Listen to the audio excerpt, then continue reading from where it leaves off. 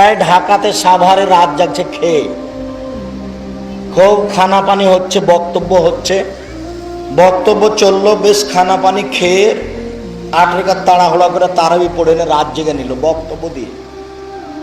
বক্তব্য দিয়ে রাত জাগছে ঢাকা সাভারে। আশ্চর্য কথা, এটা নাকি রাত জাগা।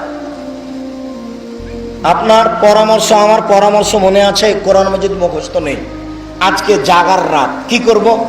আল্লাহু আকবার, আউযুবিল্লাহ, বিসমিল্লাহ, সূরা ফাতিহা, সূরা ইখলাস, বিসমিল্লাহ, আবার ইখলাস, বিসমিল্লাহ, আবার ইখলাস, বিসমিল্লাহ, আবার ইখলাস। আর মুখস্থ নাই যে, এটাই চলবে ঘন্টা যাবত যতক্ষণ দাঁড়িয়ে থাকতে পারি।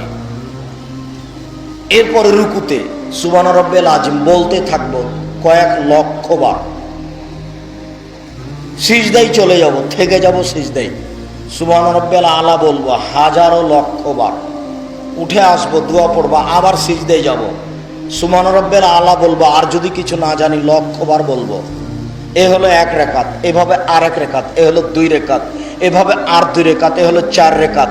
এখন এই ঘরে কেউ ঢুকতে পাবে না, দরজা বন্ধ করা হবে। এখন হবে কান্নাকাটির পালা, হাত তুলে তোবা, ইস্তেগফার, ক্ষমা। আগে ক্ষমা হবে, তারপরে কোনো কথা। ঘন্টা, 1.5 ঘন্টা, 2 ঘন্টা যাবৎ কান্নাকাটি করার পরে আবার 4 রেখাতে এইভাবে শুরু হবে। দেখা যাবে 8 রেখাত সালাত হতে আজানের সময় হয়ে গেছে। তার নাম ছিল রাত্রি জাগা।